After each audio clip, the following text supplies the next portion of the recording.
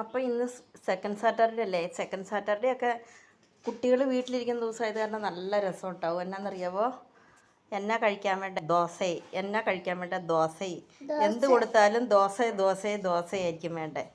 അപ്പം ഇനിയിപ്പോൾ ദോശയുടെ കറി തീർന്നു കഴിഞ്ഞാൽ ഇനി അതിനുള്ളതും കൂടെ വേണമല്ലോ. അപ്പം ഞാനിവിടെ രാവിലെ ദോശ ഉണ്ടാക്കിയിട്ടുണ്ട്. പിന്നെ തക്കാളി ചട്നി, പിന്നെ ആടിൻ്റെ എല്ല് വാങ്ങി കറി വെച്ചതുണ്ടായി കേട്ടോ. ഇതുണ്ടോ, അപ്പത്തിന് നല്ല ടേസ്റ്റല്ലേ. പിന്നെ കടല ചമ്മന്തി ഉണ്ട്, പിന്നെ അപ്പമുണ്ട്. എന്താണെന്നറിയാവോ?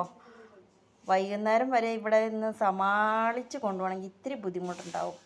ചട്നിയൊക്കെ തീർന്നു കഴിഞ്ഞാലും നമുക്ക് ഇത് ഇത്തിരി പഞ്ചസാരയോ ശർക്കരയോ ഒക്കെ ഇട്ടിട്ട് കൊടുത്താലും എങ്ങനെയെങ്കിലും ഒന്ന് പിടിച്ച് നിൽക്കാൻ സാധിക്കും. അതുകൊണ്ട് ആപ്പം ഉണ്ടല്ലോ. പിന്നെ നല്ല സുലൈമാനി. അതെന്താണെന്നറിയാവോ? ചായ ജലദോഷമൊക്കെ ഉള്ളത് കാരണം ചായ മതിയാവും. ചൂടുവെള്ളമൊന്നും വേണ്ട. അതാകുമ്പോൾ ഒരു ലേശം മധുരം ഇട്ട് വെച്ചാൽ അതുകൊണ്ട് പണി തരും. അപ്പം നമ്മുടെ രാവിലത്തെ ടിഫിനൊക്കെ ഇവിടെ റെഡിയാണ് കേട്ടോ. ഇന്ന് അങ്കക്കളമായിരിക്കും എനിക്കിവിടെ. അപ്പോൾ ദോശ, തക്കാളി ചട്നി, കടല ചട്നി,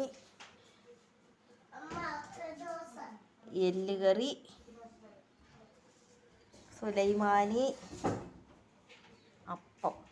അപ്പോൾ ഇതും കൊണ്ട് വൈകുന്നേരം ആകുമ്പോഴത്തേക്ക് ഏറെക്കുറെ ഇതാവും. അതിൻ്റെ ഇടയ്ക്ക് ഉച്ചയ്ക്ക് ചോറും വേണ്ടി വരും.